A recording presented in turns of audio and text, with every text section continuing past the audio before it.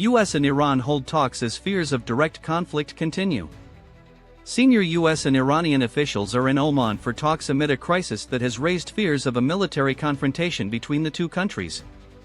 The discussions come after a US military buildup in the Middle East in response to Iran's violent repression of nationwide anti-government protests last month, that human rights groups say killed many thousands of people.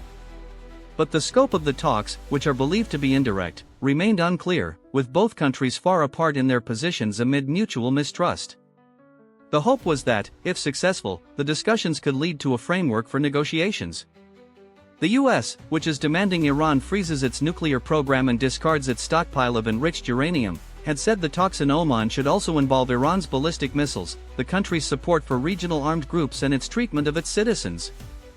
Iran, however, has said the discussions will be limited to its nuclear program, and it is unclear if these differences have been resolved.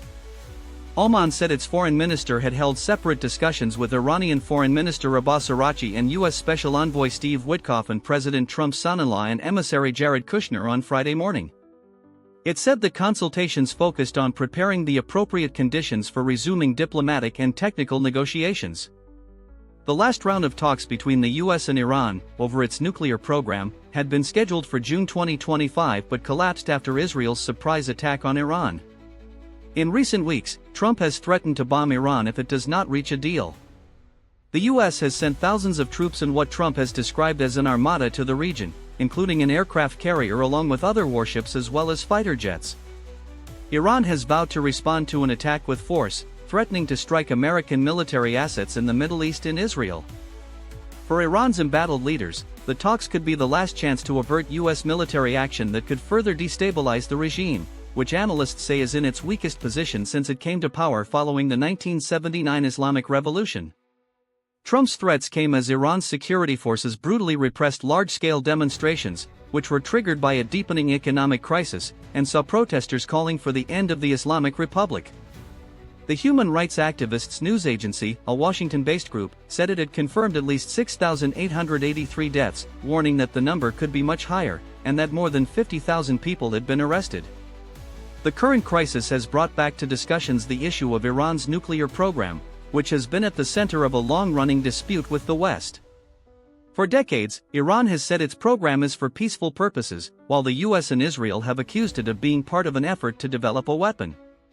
Iran says it has the right to enrich uranium in its own territory and has rejected calls for its stockpile of highly enriched uranium 400 kilograms 880 pounds to be transferred to a third country. It says its uranium enrichment activity stopped after the US attacks last year. Officials have indicated being open to concessions, which could include the creation of a regional consortium for uranium enrichment, as proposed during talks with the US that collapsed when Israel launched its surprise war last year.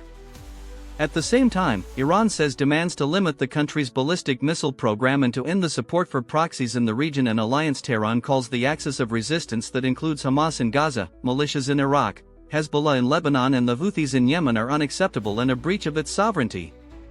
On Tuesday, Iranian President Masoud Pezeshkian said he had instructed Araghchi to pursue fair and equitable negotiations with the US, provided that a suitable environment exists. In any case, Iran is expected to demand the lifting.